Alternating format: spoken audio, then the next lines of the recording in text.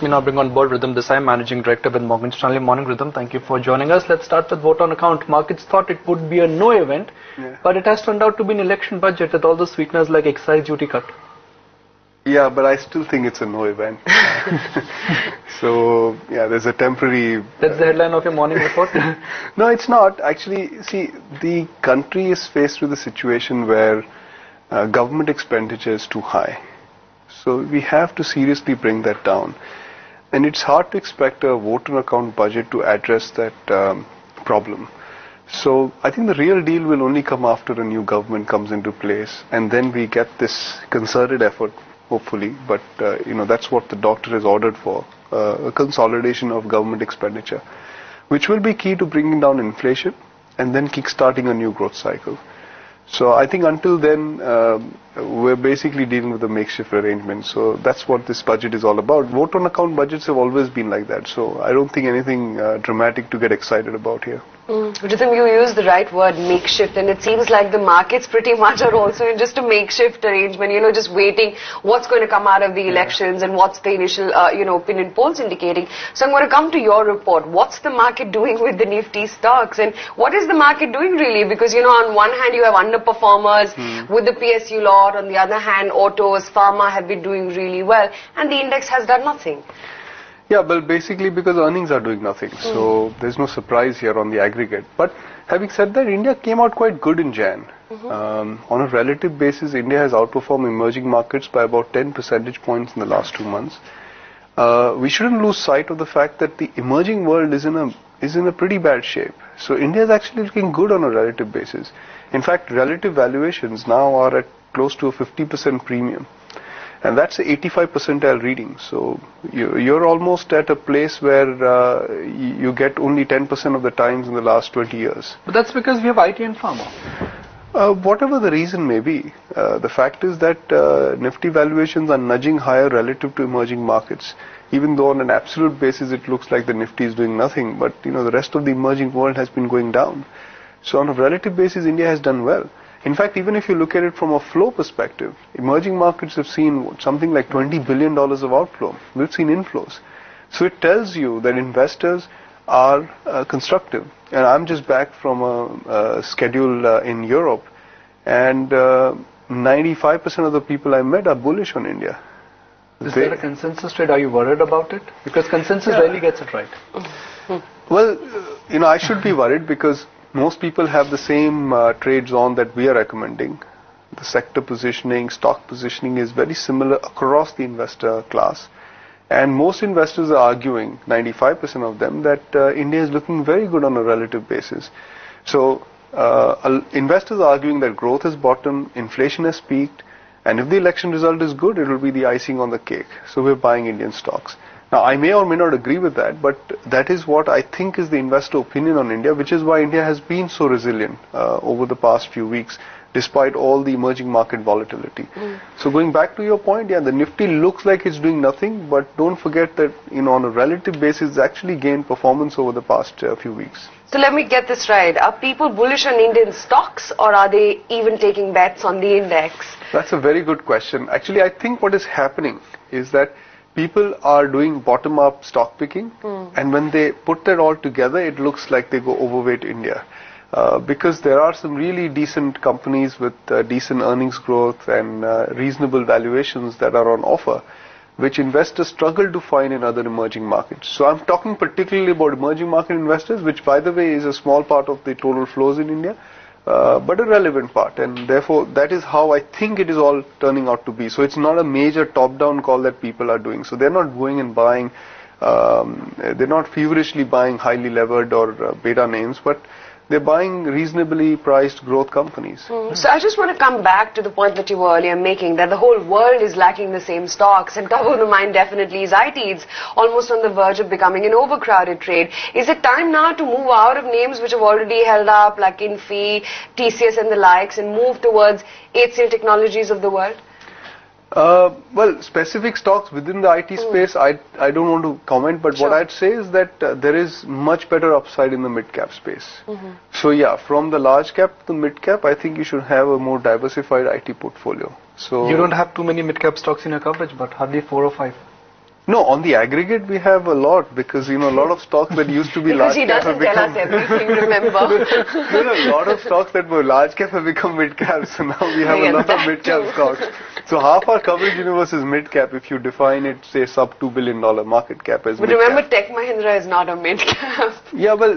So individual IT names, I think you can go and make your choices, but I think there's enough juice in across the IT sector. I think this is a multi-quarter story. We've been saying this for now quite a few months. Our analyst has been spot on this, and I think we continue to say this, that it's a multi-quarter story that is not about just a couple of good quarters. IT revenues in India lag US GDP growth by about 2 quarters. So if you're constructive on US GDP growth, IT revenues will play ball. And therefore it's even not about the currency. Actually, I went back and tested over the last 15 years. The correlation with the currency is positive or negative, as you may want to describe the currency, only when US growth is sluggish. So currency matters when US growth is not there. And when the US growth is strong, the currency is not a big deal. Q3 is an example where rupee went up and IT companies still reported expansion in margins. So my next follow-up question on IT is that IT companies, let's say, are expected to grow in the region of about 15 to 18%. That is the NASSCOM estimate. So 3 years from now, if I look at earning estimate, can IT stocks be trading 40 to 50% higher? Yeah, it's possible. I mean, is that a big call? No, in the last quarter they did 30%. Okay. Yeah. The risk is that you'll get surprised on the upside. So 15 to 18% I think is a good conservative number to work on. And then the risk is you actually get better than that. Okay. So yeah, I mean on an absolute basis, I would say on a relative basis, because the absolute call is always very trickier. It hinges on what the market does. But on a relative basis, IT can gain that number which you quoted. I mean, we are not making a 3-year call here, but it is quite plausible that it gets there in 3 years. Ridham, let's talk about telecom. Do you think telecom companies are somewhere trying to bite much more they can chew? Can they afford to stretch their balance sheets the way they've gone out to bid for spectrum for airwaves? So I think along with technology, telecoms is also a very exciting sector for the next 2-3 years. I think consolidation is happening. This is further evidence of that, and pricing power will creep back. So the last 5 years, telecom companies have been suffering from lack of pricing power. I think that is changing now. So it's a good 3 to 4 year bet, I think. You'll find that they'll add value to shareholders. You're not worried about Reliance Jio? That's the big elephant in the room. No, I think we've seen from the spectrum auction that people have been very sensible. There hasn't been that much of aggressive bidding. So it tells you that I think telecom operators now want to focus on returns. So the days when you could actually cut prices and acquire customers, I think that is over. There's been a fair bit of customer acquisition. The market is fairly saturated. So the incremental customer gains cannot be achieved through pricing. It has to be done through value-add services. And pricing may actually tick up. So I'm actually fairly constructive on telecoms.